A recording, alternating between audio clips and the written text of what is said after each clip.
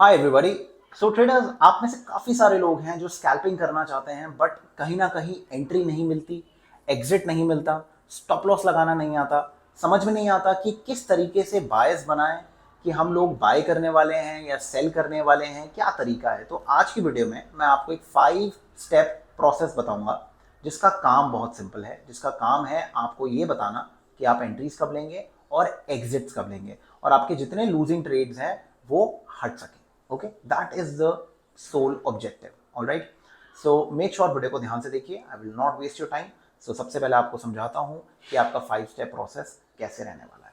So coming to the screen, let's understand this. देखिए, अगर मैं आपको यहां पर दिखाता हूं, अगर मैं आपको चार्ट दिखाता हूं, तो सबसे पहले मैं आप लोगों को जो सिंपल प्रोसेस होता है, स्टेप नंबर 1 क्या होता है हमारा?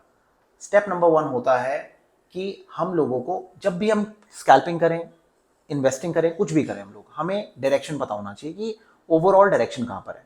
अब आप में से काफ़ी सारे लोगों का एक सवाल आएगा कि हम तो स्कैल्पिंग कर रहे हैं, तो हमें बड़े टाइम फ्रेम पे डायरेक्शन की क्या ज़रूरत है? बट आई वुड सजेस्ट कि बड़ा टाइम फ्रेम आपको एक बायस दे देता है कि ओवरऑल मार्केट कहाँ पर है। ओके, एंड अगर मार्केट अप होती हैं, ओके, तो अगर आप in the direction of the trend he scalp करेंगे तो चांसेस हैं कि आपकी सक्सेस ज्यादा होगी। अगर आप अगेंस्ट द ट्रेड करेंगे, कॉन्ट्रा ट्रेड या कुछ करेंगे, वो भी फुल क्वांटिटी के साथ और ये सब चीजें होंगी, तो प्रॉब्लम क्या होती है उससे? आप रैंडम ट्रेडिंग करने लग जाते हैं। तो आपको पता होना चाहिए आप कर क्या रहे हो, क्योंकि जब आप ट्रेड लॉग बनाओगे तो आप एक सेक्शन में लिखोगे कि भैया मैंने ये विद द ट्रेंड लिया था या अगेंस्ट द ट्रेंड लिया था। तो जब 3-4 महीने हो जाते हैं और आप अपना पीएल कैलकुलेट करते हो, तो आपको समझ में आएगा कि यार मैं ओवरऑल लॉस में, या फिर मेरा जो मैक्सिमम प्रॉफिट है वो कम इसलिए हुआ है बिकॉज मैं अगेंस्ट द ट्रेंड ट्रेड कर रहा था। ओके, तो ये इस वजह से हम लोग डायरेक्शन पहले चेक करते हैं। रीजनिंग आपको समझा दी मैंने। नाउ कमिंग टू द कि आप लोग डिसाइड कैसे करेंगे। देखिए, अगर हम लोग डे पे आते हैं, let's come to the daily time frame. अगर मैं बस निफ्टी की बात करूं, आप पे बिटकॉइन, इथीरियम, गोल्ड किसी पे भी यूज कर सकते हैं, टोटली क्रेजी सीन है, कोई टेंशन नहीं है। अब आपको एक चीज समझनी होगी, यहां पर डेली टाइम फ्रेम बहुत बड़ा है। बिटकॉइन में, गोल्ड में, इथीरियम में या सोलाना या जो भी आप कर रहे हो फॉरेक्स, उसके अंदर 4 घंटे का टाइम फ्रेम भी बहुत बड़ा है, क्योंकि 24 घंटे की मार्केट है मोस्टली। ओके, और बिटकॉइन और ये सब तो सातों दिन चलती है, तो वो उनमें आपको डेली भी देखने की जरूरत नहीं है। 4 आवर्स 1 आवर सफिशियंट होता है आपके लिए। ओके, तो यहां पर क्या सिचुएशन है? अगर आप देखोगे ओवरऑल, आप देखोगे मार्केट जनरली अप है, मार्केट हायर हाई बना रही है, हायर लोज बना रही है। ठीक है ना, आप देख रहे हैं हाई हायर हाई। आप एक बार चेक कर लेते हो कि हाँ यार ओवरऑल सब कुछ अप है। ये आप प्री मार्केट करते हो, ठीक है, मार्केट के बीच में नहीं करते आप ये सब चीजें। आपको प्री मार्केट में पता होना चाहिए कि हाँ एवरीथिंग इज अप, ठीक है, गुड इनफ, मेरा डायरेक्शन अप साइड पे रहेगा। ओके, ठीक है। अब आप इंटर की चीज चेक करते हो कि यार कुछ बदल तो नहीं रहा मार्केट के अंदर, कुछ चीजें बदल चेंज तो नहीं हो रही है। तो आप यहां पर क्या देखते हो कि यार यहां पर एक एम पैटर्न की फॉर्मेशन हो रही है और इसने पिवट भी तोड़ा है। दो ओवरऑल अप है, बट ये इस टाइम फ्रेम के अंदर कुछ है सीन, तो मैं यहां पर कॉन्ट्रा भी प्ले कर सकता हूं अगर मुझे लगे तो। ओके, क्लियर है? ठीक है। अब हम लोग क्या करेंगे? अब हम लोग 15 मिनट पे आ जाएंगे। डेली के बाद 15 मिनट पे आ जाओ, 1 घंटे भी आने की जरूरत नहीं है, 15 minute is good enough. Okay, तो अगर आप यहां पर चीज अंडरस्टैंड करोगे, आपको समझ में आएगा कि मार्केट क्या कर रही है। मार्केट एक बेस बना रही थी, उसके बाद उसने बेस को ब्रेक किया। Okay, on every pull back it is a short. तो हम लोग क्या करते हैं, हम लोग प्लान क्या करेंगे यहां पर कि मार्केट बेसिंग बना रही है डाउन साइड पे, तो हम लोग क्या करेंगे, हम लोग अभी डाउन साइड का ट्रेड लेंगे। ओके, क्वांटिटी हम कम रख सकते हैं बिकॉज ओवरऑल जो ट्रेंड है वो बुलिश है। ओके, बट अभी for the time being it is bearish. क्यों? क्योंकि अगर आप 15 मिनट के टाइम फ्रेम पे चेक करेंगे, high lower high lower high lower high, okay, लो लोअर लो, ये वाला पैटर्न बन रहा है। दो यहां पर मार्केट ने हायर लो पैटर्न्स बनाए, बट देन ये ज्यादा देर सस्टेन नहीं किया, ओवरऑल फिर दोबारा से गिर गया। ओके, फिर यहां पर दोबारा से lower high patterns and then again fall. Clear है इतनी बात?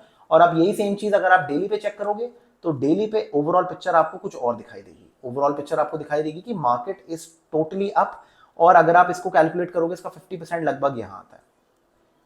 आप अंडरस्टैंड कर रहे हैं? बट हम यहाँ पर स्कैल्प करने वाले हैं, तो स्कैल्पिंग के लिए डजंट मैटर हम क्या करेंगे। ओके, क्लियर है इतनी बात? तो सबसे पहले डायरेक्शन बिल्कुल एब्सोल्यूट क्लियर होना चाहिए कि हमें क्या क्या डायरेक्शन लेना है। तो ऐसे आप डायरेक्शन 15 मिनट पे सेट कर लेते हैं। ट्रेडिंग आपने 5 मिनट पे करनी है, जो भी पुल बैक्स आएंगे उस पर आप ट्रेडिंग करने वाले हैं। ओके, क्लियर है? ओके, स्टेप नंबर 2 है कि आप जब भी ट्रेडिंग करते हैं तो आपको ना 2 टाइप के ट्रेड्स मिलेंगे मोस्टली। या तो चेज या पुल बैक। ओके, ये आपको दो टाइप के ट्रेड्स मिलने वाले हैं। आप जो सिस्टम ट्रेड करना चाहते हो, आप मूविंग एवरेजेस यूज करते हो, आप वीवैप यूज करते हो, आप कोई आईसीटी कॉन्सेप्ट यूज करते हो, आप कुछ भी यूज करते हो, ये दो टाइप की ही चीजें होती हैं मार्केट के अंदर। तो यू हैव टू डिसाइड आप कौन हो उसमें से।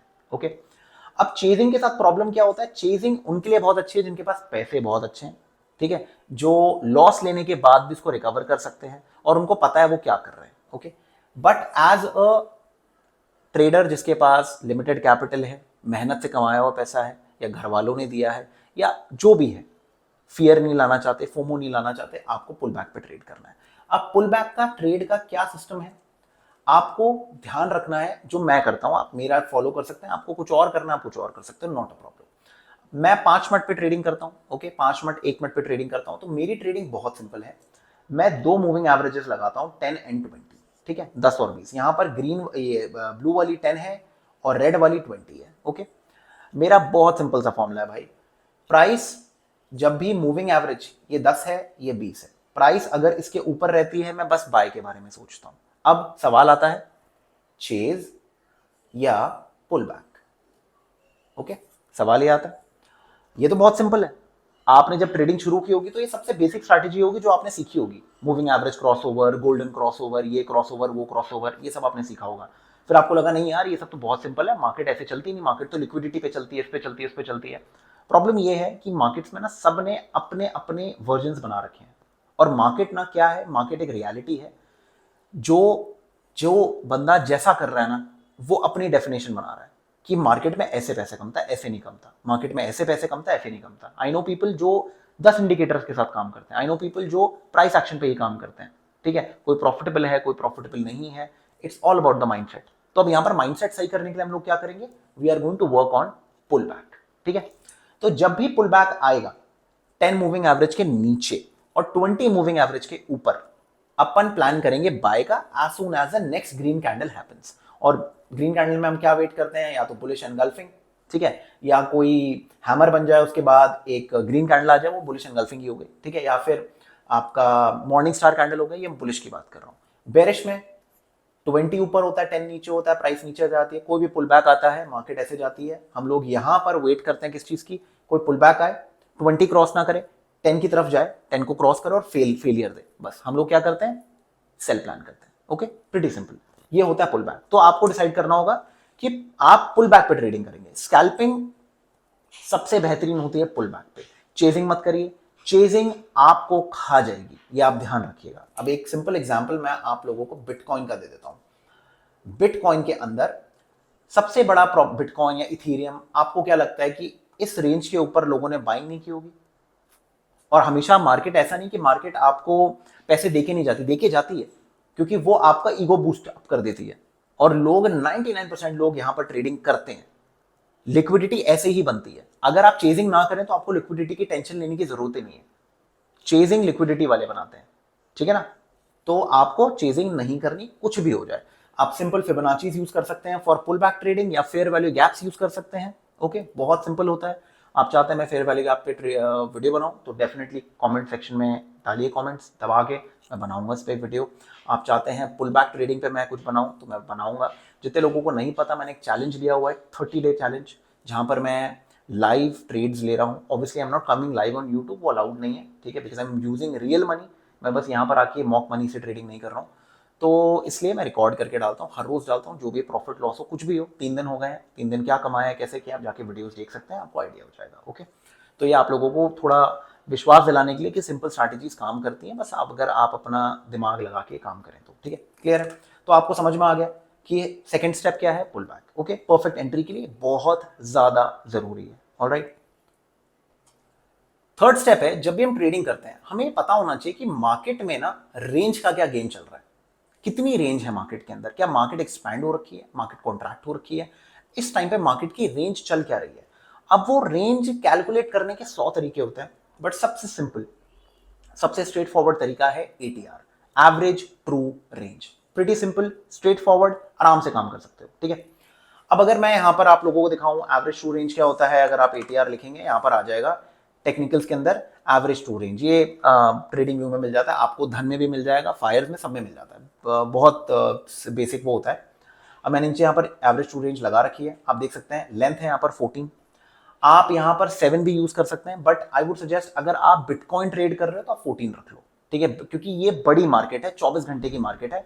अगर आप निफ्टी ट्रेड कर रहे हो तो आप 7 रख लो, ठीक है। ये है आपकी सिंपल सी कैलकुलेशन, ठीक है। आप क्यों मैं बोल रहा हूं, क्योंकि वो 6 घंटे की मार्केट है, 6 घंटा 15 मिनट 6.5 घंटे की मार्केट है, ये 24 घंटे की मार्केट है, तो ऑलमोस्ट 4 टाइम्स ज्यादा बड़ी मार्केट है फॉर द डे, तो इस वजह से यहां पर हम लोग लेंथ 14 रखेंगे, ठीक है, क्लियर है। 14, 12 जो आपका मन है आप रख सकते हो, 14 एक अच्छा नंबर है।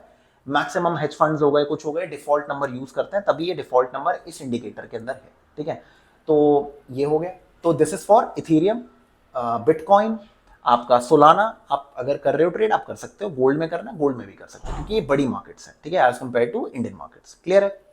अब जैसे ही आप you go to small markets, ठीक है, स्मॉल मतलब जो कम चलती हैं, ठीक है, जैसे कि आपका इंडियन मार्केट्स, तो इंडियन मार्केट्स के अंदर आप क्या कर सकते हैं, आप इंडिकेटर पे जाएंगे, आप एटीआर पे जाएंगे, एवरेज टू रेंज पे आप क्लिक करेंगे, और आई थिंक आ रखा था क्या, आप यहाँ पर क्लिक करेंगे, इधर 7 मैंने यहाँ पर डाल दिया ऑलरेडी, ठीक है, 14 होता है इसमें डिफॉल्ट, आप 7 डाल सकते हैं, ठीक है। अब इसका काम क्या है, इसका काम ये है एवरेज टू रेंज का, आपको ये पता होना चाहिए कि मार्केट की इस टाइम पर रेंज क्या चल रही है, वो क्यों जरूरी है, स्टॉप लॉस लेने के लिए। अब जितने लोग मेरे को जानते हैं आपको पता है मेरा स्टॉप लॉस कितना होता है निफ्टी के अंदर, लगभग 15 पॉइंट का, 12 पॉइंट का, 10 पॉइंट का, मतलब 10 से 15 पॉइंट में होता है, कभी मेरा 25, 30, 50 पॉइंट का स्टॉप लॉस नहीं होता, क्योंकि मैं स्कैल्प कर रहा हूं, समझिए आप बात। अब आप यहां देखिए, यहां पर रेंज क्या आ रही है, 12, इधर आप देख सकते हैं नीचे, एक सेकंड में इसको थोड़ा बड़ा कर देता हूं, आप नीचे देखिए 12 की रेंज आ रही है, आ रहा है ना, हाँ 12 की रेंज आ रही है, ओके, 12.5 के करीब की रेंज आ रही है। यही आप दिन में देखोगे, दिन में रेंज आ रही थी 33 पॉइंट्स की, जो भी बंदा यहां ट्रेड कर रहा था उसको रेंज बड़ी मिल रही थी, क्यों, क्योंकि मार्केट ने क्या किया है, मार्केट ने गैप डाउन के बाद एकदम से मूव दिया, और इस टाइप के गैप डाउन पे लोग ट्रेडिंग करते हैं, ठीक है, उनको लगता है कि गैप डाउन हुआ है, कुछ हुआ है, एसटीबीटी वाले ट्रेडर्स निकलते हैं तो फटाफट बाइंग कर लेते हैं और तो मार्केट ऊपर जाएगी, क्लियर है। अब आते हैं पुल बैक ट्रेडर्स, जो भी हमने इस स्टेप से पहले सीखा था, वो क्या था ये। अब आप देखिए पुल बैक ट्रेडिंग पे एटीआर क्या है, 24 पॉइंट। अब ये 24 पॉइंट निफ्टी पे है, हम कहां ट्रेड करते हैं, हम ऑप्शंस में ट्रेड करते हैं, इन द मनी में करते हैं। इन द मनी के अंदर डेल्टा मतलब कितना पॉइंट निफ्टी मूव करेगा उसके हिसाब से आपका ये ऑप्शन कितना मूव करने वाला है, ठीक है, तो वो 0.5 होता है ऑन एवरेज। तो उसका मतलब अगर यहां पर मेरा स्टॉप लॉस 24, 25, 30 पॉइंट का आ रहा है, तो वहां पर मेरा स्टॉप लॉस आएगा लगभग 15 पॉइंट का। यहां पर बात हो रही है कितना, यहां पर हम बात कर रहे हैं लगभग 25 पॉइंट, तो मतलब 12.5, 13 पॉइंट, मतलब 15 पॉइंट के अंदर का स्टॉप लॉस है, मतलब गुड इनफ है, जो हम प्लान कर रहे हैं बिल्कुल सही है। इस तरीके से आप स्टॉप लॉस की रेंज निकालते हैं निफ्टी के अंदर। अब यहीं पर अगर मैं बैंक निफ्टी लेके जाता हूं आपको, तो बैंक निफ्टी में आपको पता चलेगा यहां पर रेंज थी 81 पॉइंट्स की, ठीक है, तो अगर मैं इसको हाफ कर लूं तो 40 पॉइंट्स हो गया मोटा मोटी, ओके। अब यहां मैं पुल बैक की अगर बात करता हूं यहां पर, तो यहां ये रेंज आ जाती है 67, हाफ कर लो कितना हुआ, लगभग 33 पॉइंट्स। मेरा स्टॉप लॉस कितना होता है जितने लोगों को पता है बैंक निफ्टी के अंदर, अराउंड 40 पॉइंट्स। तो this is how I decide, I know range क्या है, मैं उस रेंज के हिसाब से स्टॉप लॉस रखता हूं। आप समझ गए बात। बहुत लोग एटीआर को ब्रेकआउट्स और इन सब के लिए यूज करते हैं कि मार्केट जब इस एटीआर से भागेगी निकलेगी तब हम लोग बड़ी ट्रेडिंग करेंगे। आप इतना रिलाय मत करिए, ये ऑसिलेटर्स हैं, ये प्राइस के बाद चलते हैं। हमारा काम यहां से बस इतना है कि हमें रेंज पता चल रही है कि रेंज कितनी है, बस इतना हमें जानना है। हमें ये नहीं जानना कि ये मार्केट कब फटेगी, क्या होगा। आप जैसे हम लोग एडीएक्स, आरएसआई इन सबसे सब जानना चाहते हैं ना, ये गलती लोग करते हैं। This is where the mass is making the mistake. वो एक ऑसिलेटर पे रिलाय कर रहा है रादर देन प्राइस पे, ठीक है ना। मूविंग एवरेज पे मैं कुछ रिलाय नहीं कर रहा हूं, बस मुझे ये जानना है मूविंग एवरेज से प्राइस जाती है और रिजेक्ट करती है तो मैं सेल करूंगा, प्रीटी सिंपल। आप समझ रहे बात, अगर डाउनवर्ड है मार्केट तो बस इतना काम है मेरा। तो आई होप आपको समझ में आ गया कि आपको कैसे अपने स्टॉप लॉसेस प्रिपेयर करने हैं। और अगर एटीआर आपका लगभग 12-14 मतलब ये 60-67 पॉइंट्स का है, तो यही लगभग आपके टारगेट्स भी होंगे। आप समझ रहे हैं बात। तो उसका मतलब क्या है कि अगर ऑप्शन के अंदर मेरा 12-15 पॉइंट का स्टॉप लॉस है, तो लगभग 15 से 20 पॉइंट के करीब का मैं टारगेट भी रख सकता हूं, अनलेस अनटिल वो एकदम से गिर जाए और मार्केट एकदम से एक्सपैंड कर दे, दैट्स अ डिफरेंट थिंग, वो एक अलग बात है, ठीक है। बट यहां एक लगभग मेरे को पता चल जाएगा। तो मैं अगर आपको एग्जांपल दूं यहां पर, इधर अगर आप इधर देखेंगे लगभग 56, तो मैं 57,000 की अगर पुट देखता हूँ यहाँ पर, 57,000 की मैं पुट देखता हूँ, एक सेकेंड, बैंक निफ्टी जून 57,000 की पुट, अरे यार जून नहीं था, जुलाई, सॉरी जुलाई, क्या हो गया भाई, जुलाई, ओके ठीक है। अब आप यहाँ देखिए, यहाँ पर जब पुल बैक आया था तो उसका एटीआर है 23 पॉइंट्स का, मेरा स्टॉप लॉस कितना होता है, मेरा स्टॉप लॉस होता है लगभग 40 पॉइंट्स, तो ऑलरेडी जो मैं प्लान करके चल रहा हूं उससे कम है ये। और मैं हमेशा क्या बोलता हूं, फटने से पहले खरीदो, मतलब पुल बैक पे खरीदो। लोग क्या करते हैं, फटने के बाद खरीदते हैं। यहां पर स्टॉप लॉस 24-25 और इधर आप देख सकते हो 30 पॉइंट का हो गया, तो मतलब ये डेंजर एरिया आ गया आपका। तो ये बहुत सेफ एरिया होता है जहां पर आप ट्रेड्स प्लान कर सकते हो, ठीक है, समझ गए बात आप। तो जैसे जैसे मार्केट ऊपर जाएगी आप इसको टारगेट्स के लिए ज्यादा यूज मत करो कि ये 24 है तो 24 पॉइंट का रहेगा, वो डिफॉल्ट मैंने आपको एक बता दिया कितना आप एक्सपेक्ट कर सकते हो। इससे टारगेट्स अपने मत बनाओ कि ये रेंज पिछले दिन पे 60 थी 70 थी, इसमें ना लोगों के स्टॉप लॉसेस जाते हैं, क्योंकि आप एक ऑसिलेटर पे रिलाई कर रहे हो, तो वो मत करो। आप 1:1, 1:2, 1:3 प्ले करो, दैट्स इट। टारगेट आपके हाथ में नहीं है, ये आपको समझना पड़ेगा। ओके, क्लियर है। चलो अब आते हैं नेक्स्ट पॉइंट पे। नेक्स्ट पॉइंट है कि जब आप ट्रेडिंग करते हो आपको एक मैथमेटिशियन की तरह ट्रेडिंग करनी होगी। ओके, आप यहां पर रैंडम ट्रेडिंग नहीं कर सकते। आपने कभी नोट किया होगा जितने भी बड़े बड़े हेज फंड्स है कुछ है, वो नॉर्मल ट्रेडर्स को हायर नहीं करते, वो बड़ी बड़ी यूनिवर्सिटी से काफी स्मार्ट लोगों को हायर करते हैं। वाई? बिकॉज वो उनके लिए सिस्टम्स बना सकें।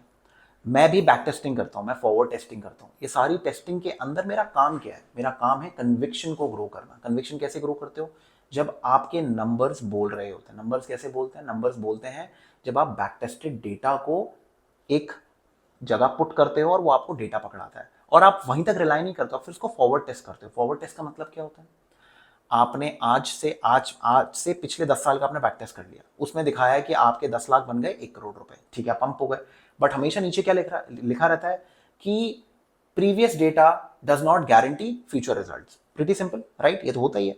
तो आप क्या करते हो, before putting your hard earn money, जैसे कि हेज फंड्स करते हैं, वो क्या करते हैं, आज की डेट से एक फॉरवर्ड टेस्ट डेटा चलाते हैं, जहां पर एक मॉक कंप्यूटर, क्योंकि कंप्यूटर को नहीं पता कि ये असली पैसा है कि नकली पैसा, वो तुम्हें पता है, ठीक है। तो मॉक कंप्यूटर को वो क्या करते हैं, वो एक एक टेस्ट बनाते हैं। टेस्ट में एक पैसा डाला जाता है, मतलब जो वर्चुअल मनी होता है वो डाला जाता है, और वो अगले 6 महीने 7 महीने तक वो ट्रेड करता रहता है, ठीक है। तो उससे होता क्या है, उनको ये पता चल जाता है कि जो इनके ट्रेडर्स ट्रेड कर रहे हैं और जो वो ट्रेड कर रहा है वहां पर क्या फर्क आ रहा है। अगर मान लो वो टेस्ट कंप्यूटर कमा रहा है लेट्स से 45% रिटर्न, और तुमने कमाया लेट्स से 28-27% रिटर्न, तो वो क्यों हो रहा है।